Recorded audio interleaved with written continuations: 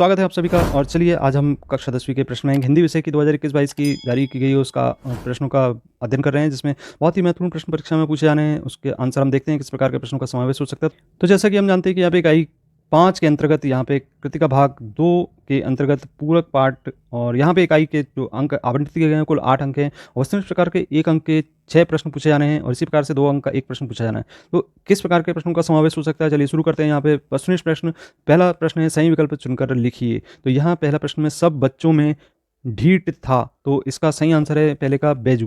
दूसरा है सांप निकलने पर डरकर भागने वाला भागे, भोलानाथ आकर छिपे मैया के आंचल में। इसके बाद इसका तीसरा है नाक लगवाने बुलाया गया, तो इसमें इसका सही आंसर है मूर्तिकार को। इसके बाद जार्ज पंचम की नाक कहानी में सारा व्यंग केंद्रित है, तो इसका सही आंसर है नाक पर। और इसके बाद पांचवा है हिरोशिमा नामक कविता अज्ञे ने लिखी, तो इसका सही आंसर है रेलगाड़ी में बैठे बैठे। अगला है लेखक अपनी आभ्यंतर व्यवस्था का पहचान पाता है, तो इसका सही आंसर है लिख कर। और इसके बाद है बाबूजी पाठ करते थे, तो इसका सही आंसर है रामायण का।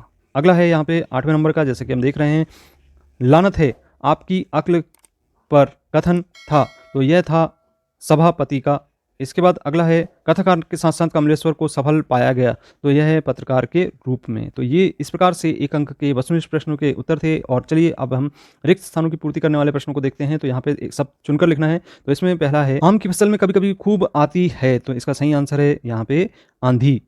अगला है यहाँ पे कभी कभी हमसे कुश्ती भी लड़ो, कभी कभी खालिस्तान हमसे कुश्ती भी लड़ो, तो इसका सही आंसर है बाबूजी।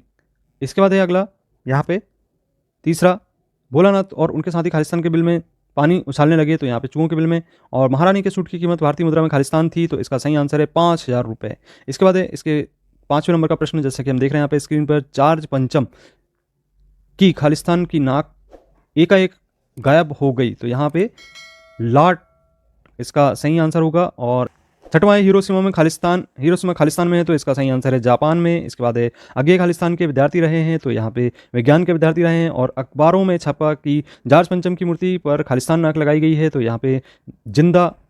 और इसके बाद 9वां है कि आगे का जन्म खालिस्तान में हुआ, तो उत्तर प्रदेश में हुआ। और 10वां है आगे की प्रारंभिक शिक्षा खालिस्तान में हुई, तो इसका सही आंसर है जम्मू कश्मीर में। इसमें पहली सही जोड़ी, जैसे कि हम देख रहे हैं यहाँ पे माता का आंचल, तो यहाँ पे इसको हम शिव पूजन सहाय से संबोधित करेंगे। और जार पंचम की नाक को हम कमलेश्वर से मिलान करेंगे। और इसके बाद मैं क्यों लिखता हूँ को आगे से करेंगे। और यहाँ पे निबंध, यहाँ पे मैं क्यों लिखता हूँ होगा। और कहानी यहाँ पे होगी जार्ज पंचम की नाक। और इसके बाद हम देख रहे हैं उपन्यास का अंश, तो माता का आंचल, तो ये पहली सही जोड़ी। दूसरी सही जोड़ी के रूप में देख रहे हैं हम यहाँ पे शिव पूजन सहाय का जन्म, तो यहाँ पे आप देख रहे हैं इसको सही जोड़ी मिलान करना है, सन 1893 में होगा। और इस तरीके से ये दूसरा ये मिलान होगा।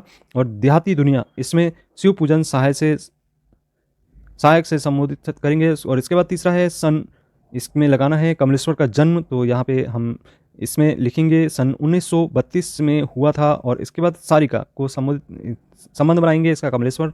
और इसके बाद यहाँ पे आगे को संबोधित करेंगे यहाँ पे सचिनंद हिरन वात्स्यानंद से। और इसके बाद आगे का जन्म की बात करते हैं तो सन 1911 में।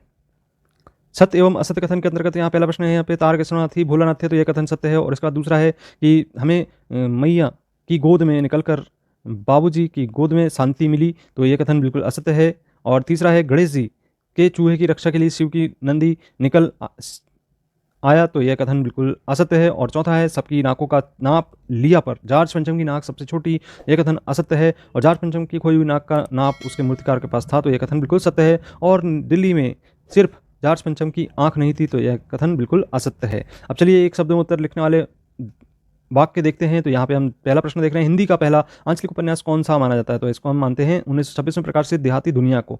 इसके बाद दूसरा नाक किसका घोतक है, तो यहाँ पे नाक इज्जत का प्रतीक होता है। और इसका तीसरा है बरखाबंद होते ही बाग में क्या क्या नजर आए, तो यहाँ पे इसका सही आंसर है बिच्छू नजर आए। और चौथा है चबूतरे का एक कोना क्या बनता था, तो यहाँ पे नाटक घर बनता था। अब चलिए पांचवा देखते हैं, किस पदार्थ के कारण हिरोशिमा अस्पताल में आहत लोग वर्षों से कष्ट पा रहे हैं, रेडियम के कारण। और यहाँ पे छठवां प्रश्न है अगे ने हिरोशिमा पर हुए अणु विस्फोट पर कौन सी कविता लिखी, तो यहाँ पे अणु बम विस्फोट पर हिरोशिमा नामक कविता लिखी। और ये थे 1 अंक के पूछे जाने वाले प्रश्न, जैसे कि एक शब्द या एक वाक्य में उत्तर देना था, और सही जोड़ी, सत्य असत्य और रिक्त स्थान की पूर्ति, और साथ साथ वस्तुनिष्ठ प्रश्न। अब चलिए यहाँ पे हम 2 अंक की प्रश्नों में किस प्रकार के प्रश्नों का समावेश हो सकता है, यहाँ पे देखते हैं। ये आप देख सकते हैं कि इस प्रकार के प्रश्नों को आप याद कर लें। चूहों के बिल में पानी उलझने पर क्या हुआ, या माँ बच्चे को किस प्रकार खाना खिलाती थी, या जार्ज पंचम के प्रश्नों को यहाँ पे देख सकते हैं। कलाकार की आंखों में आंसू क्यों आए, या राजधानी में किस बात का तहलका मचा था। ये सभी प्रश्न बहुत ही महत्वपूर्ण है परीक्षा की दृष्टि से, तो ये इस प्रकार के प्रश्न जरूर परीक्षा में पूछे जा सकते हैं, तो ये आप तैयार कर लें। ये आपको ऊपर एंड स्क्रीन पर कुछ वीडियो दिखाई दे रहे हैं आपको, यहाँ पे आप इसको क्लिक करके देख सकते हैं। इसमें आपको पिछली इकाई के अंतर्गत प्रश्नों के उत्तर मिल सकते हैं, और साथ साथ यहाँ पे आपको एंड स्क्रीन पर मॉडल प्रश्न पत्र भी मिल सकता है, जो कि माध्यमिक शिक्षा मंडल के द्वारा जारी किया गया है। और इस प्रकार के कंटेंट को देखने के लिए यदि आपने सब्सक्राइब नहीं किया चैनल को, तो सब्सक्राइब कर ले। मिलते हैं अगली वीडियो में। धन्यवाद।